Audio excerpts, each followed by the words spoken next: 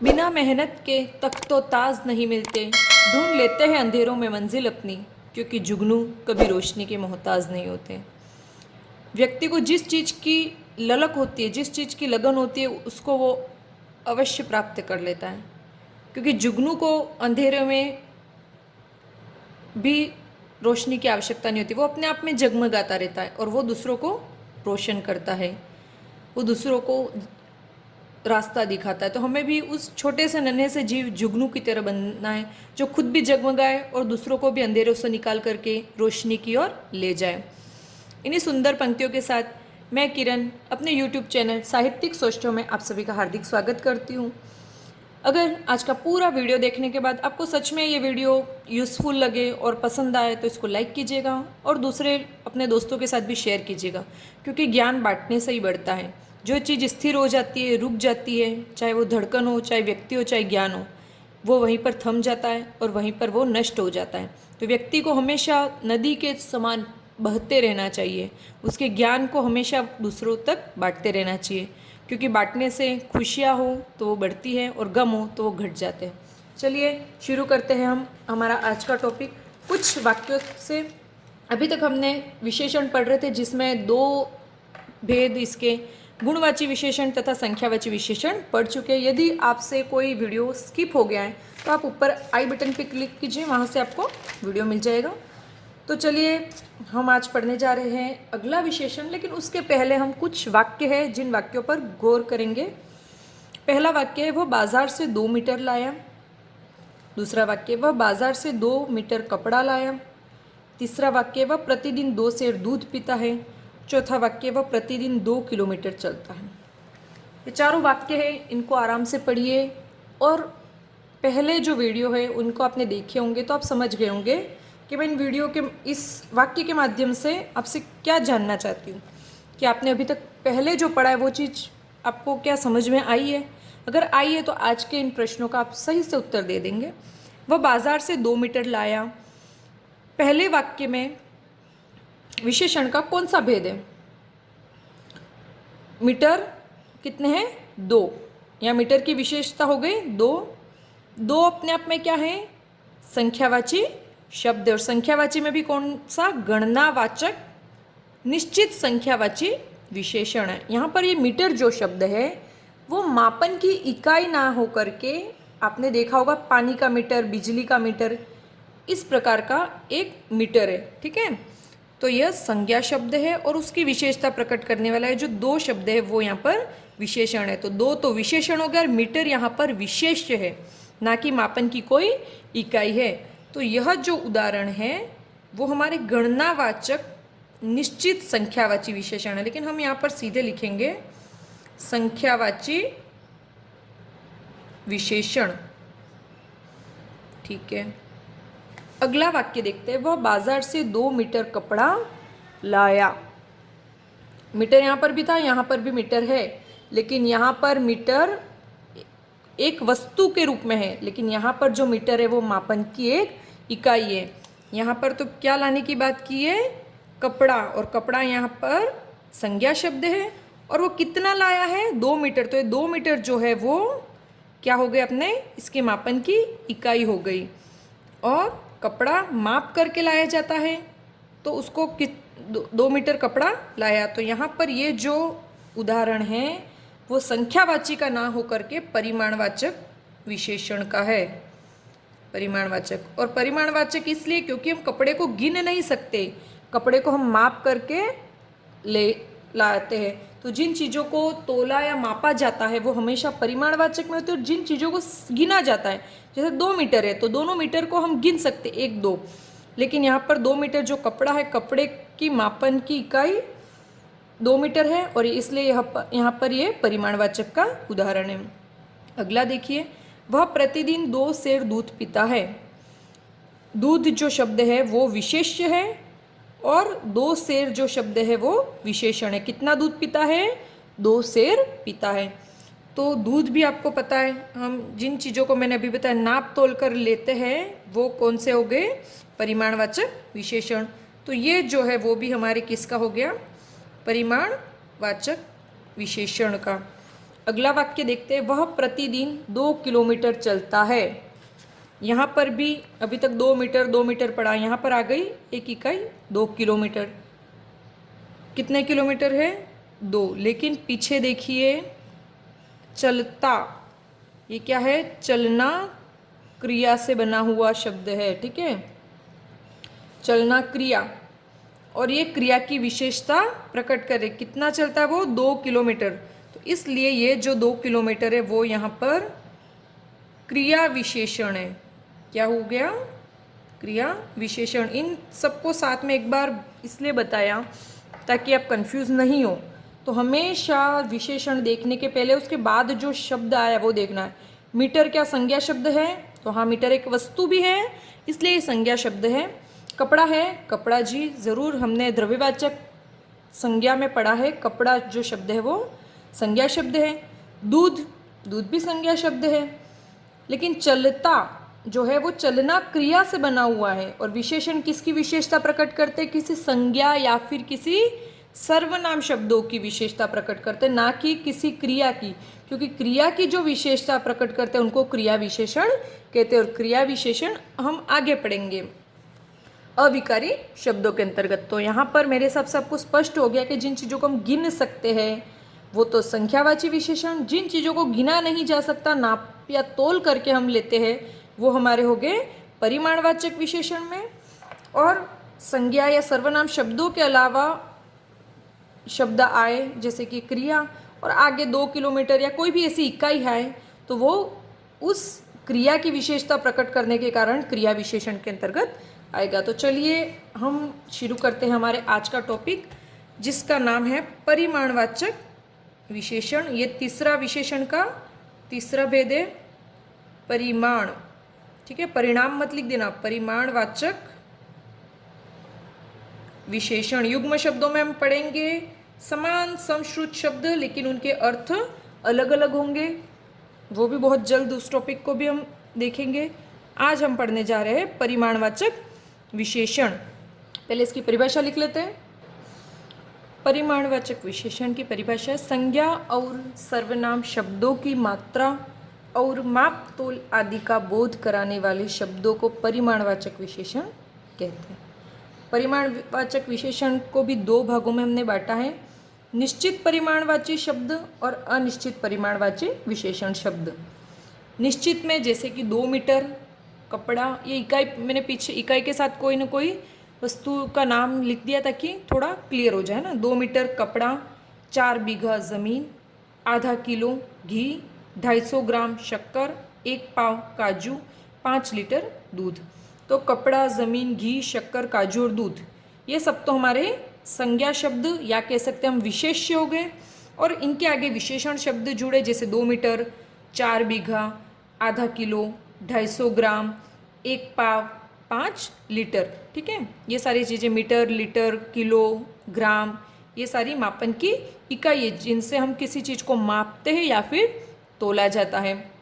अब अनिश्चित परिमाणवाची विशेषण में शब्द तो यही रहेंगे, लेकिन उनके आगे संख्या निश्चित नहीं होगी, जैसे कि थोड़ा नमक, ज़रा सा गुड़, कुछ कपड़ा, थोड़ी शक्कर।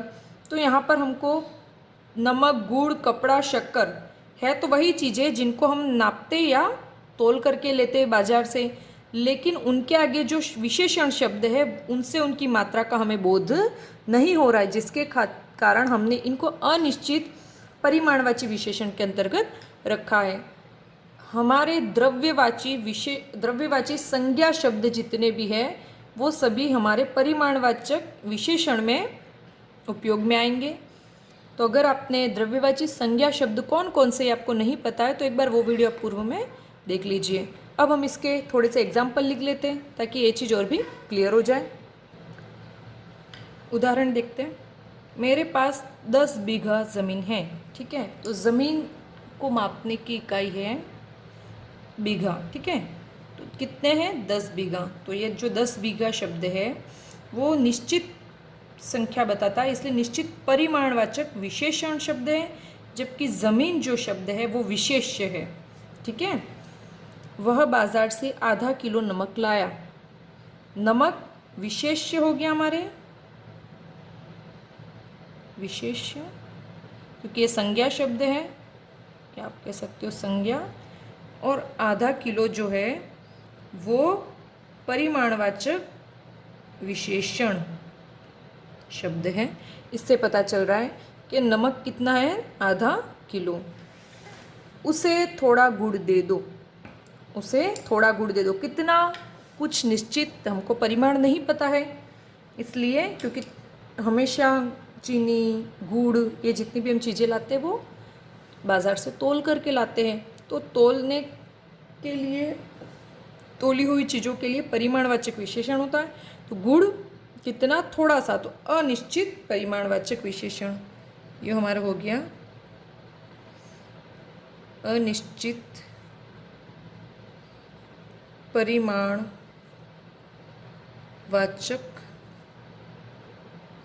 विशेषण। ठीक है। घड़े में थोड़ा सा पानी बचा है, कितना पता नहीं, यह भी हमारे हो गया अनिश्चित परिमाणवाचक विशेषण। और वो थोड़ा सा, ये जो शब्द है वो अनिश्चित, थोड़ा, अनिश्चित। बर्तन में कुछ चने पड़े हैं, कितने हैं हमें ध्यान नहीं है, और चने जो है उनको हम हमेशा तोल करके लाते हैं, इसलिए ये भी अनिश्चित परिमाणवाचक विशेषण का हमारा उदाहरण हो गया। मेरे खेतों में 10 क्विंटल अनाज होता है। अब यहाँ पर एक निश्चित राशि है, कितना, तो 10 क्विंटल। तो इससे हमको पता चल रहा है कि निश्चित परिमाणवाचक है। परिमाणवाचक इसलिए क्योंकि पीछे जो संज्ञा शब्द है अनाज, इस अनाज को हम हमेशा तोल करके लाते हैं, तो इससे पता चल रहा है कि तोली हुई चीज़ें परिमाणवाचक विशेषण का उपयोग होता है। और यहाँ पर निश्चित संख्या दी है कि 10 क्विंटल होता है, जैसे निश्चित परिमाणवाचक विशेषण का उदाहरण हो गया। आगे देखते, गाड़ी में 2 लीटर पेट्रोल भरवा दो।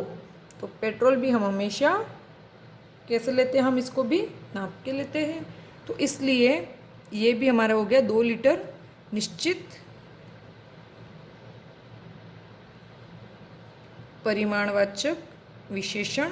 उसने 2 सेर धान दान दिया, तो 2 सेर ये निश्चित संख्या है, तो ये भी हो गया हमारे निश्चित संख्या, निश्चित परिमाणवाचक विशेषण। ठीक है। अगला देखते हैं, मालिक ने नौकर से कहा उसे थोड़ी चाय दे दो। कितनी नहीं पता हमको, 1 गिलास भर के 2 गिलास, 1 कप, 2 कप, तो हमें नहीं पता। यहाँ पर अगर कहा होता मालिक ने नौकर से कहा उसे 1 कप चाय दे दो, तब वो हमारे होता निश्चित परिमाणवाचक में, लेकिन यहाँ पर थोड़ी शब्द दिया है, तो इसलिए ये हो गया हमारे अनिश्चित परिमाणवाचक विशेषण। थोड़ी शब्द, मेरे पास कुछ कपड़ा ही बचा है, तो कुछ ये भी अनिश्चित, कुछ अनिश्चित परिमाणवाचक विशेषण। उसके बाद है, वह प्रतिदिन 5 सेर दूध पी जाता है। कितना, 5 सेर, और क्या पीता है वो, दूध पीता है। तो दूध हमारे संज्ञा शब्द, और 5 सेर उसकी विशेषता प्रकट करने के कारण विशेषण, और विशेषण में भी कौन सा होगा हमारे, निश्चित परिमाणवाचक विशेषण।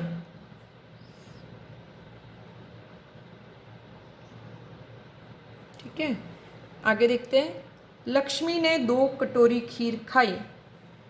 2 कटोरी खीर खाई, तो आप सोचोगे भाई कटोरी, कटोरी को तो हम गिन सकते हैं, 1 कटोरी, 2 कटोरी, लेकिन पीछे क्या लिखा है, खीर।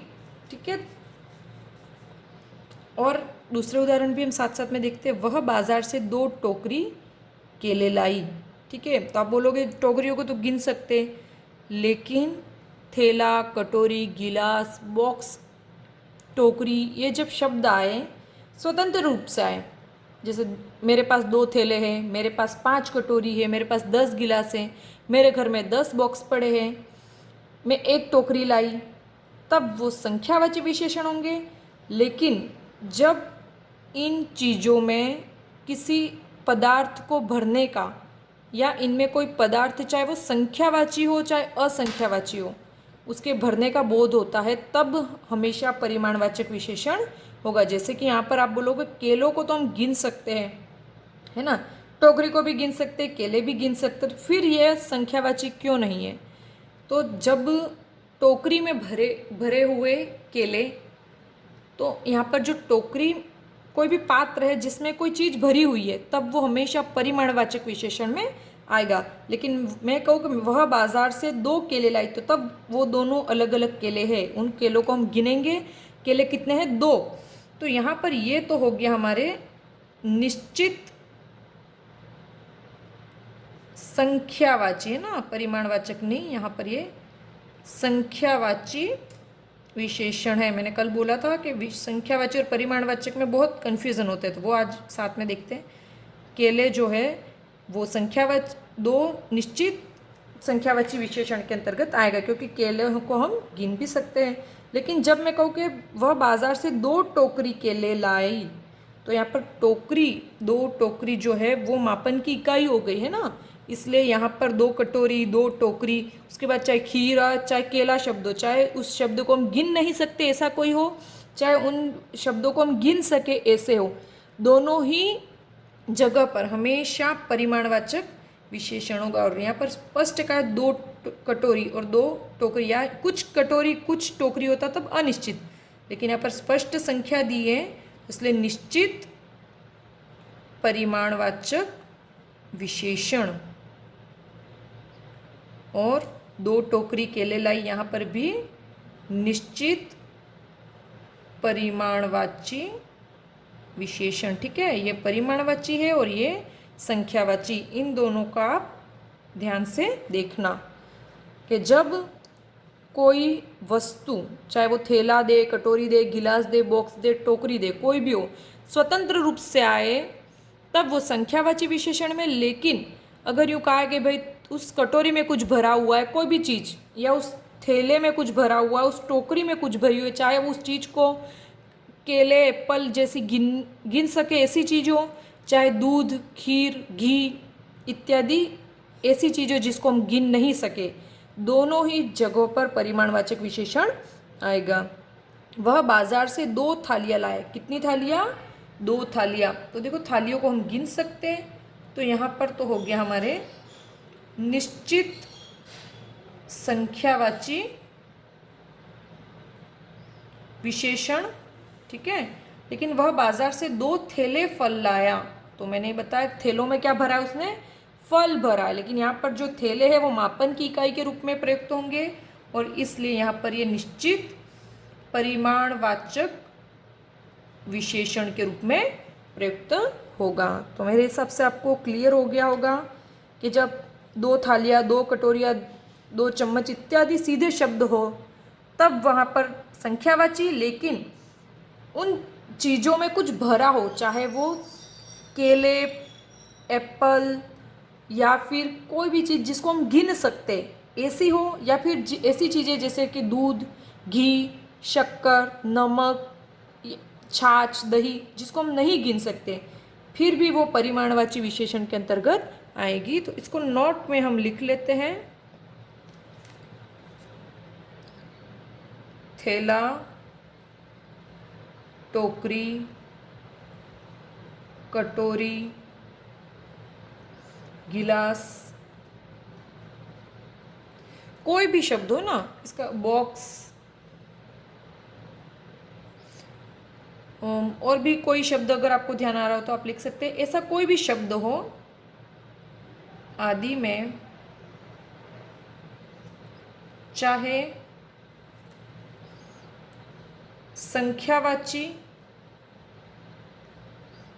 उदाहरण के तौर पर मैं लिख सकती हूँ, जैसे कि अपन जिनको गिन सकते हैं ना, केले या कोई भी फल, है ना, या असंख्यावाची, मतलब जिसको गिन नहीं सकते हम,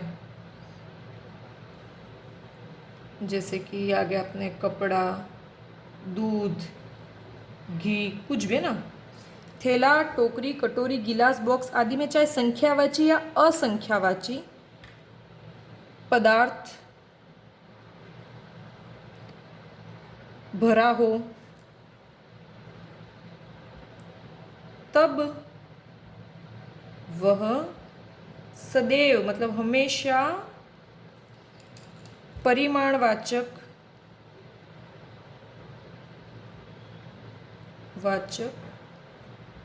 विशेषण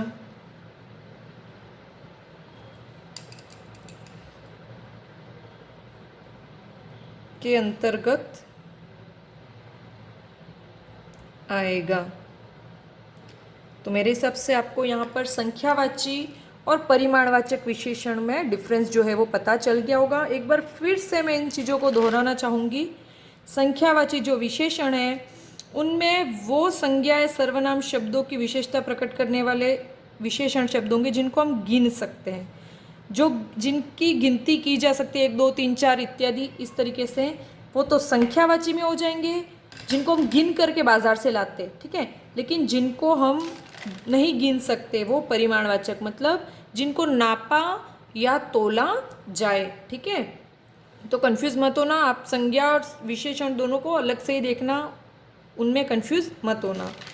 तो संख्यावाची में भी हमने फिर से 2 चीज़ें देखी कि अगर कोई संख्या एक वचन में होगी तब वो निश्चित संख्यावाची विशेषण में होगी, लेकिन वो संख्या अगर बहुवचन में होगी, हजारों लाखों करोड़ों, तब वो अनिश्चित संख्यावाची विशेषण में होगी। यहाँ पर गिन सकते हैं जिन चीज़ों को वो संख्यावाची में, और जिनको गिना नहीं जा सकता वो हमारे हो जाएंगे परिमाणवाचक विशेषण में। जिनको हम बाजार से नाप करके या तोल करके लाते हैं वो हमारे परिमाणवाचक विशेषण में। इसको भी 2 भागों में, जिनमें निश्चित परिमाण बताया हो वो निश्चित परिमाणवाची, और परिमाण अनिश्चित हो वहाँ पर अनिश्चित परिमाणवाची।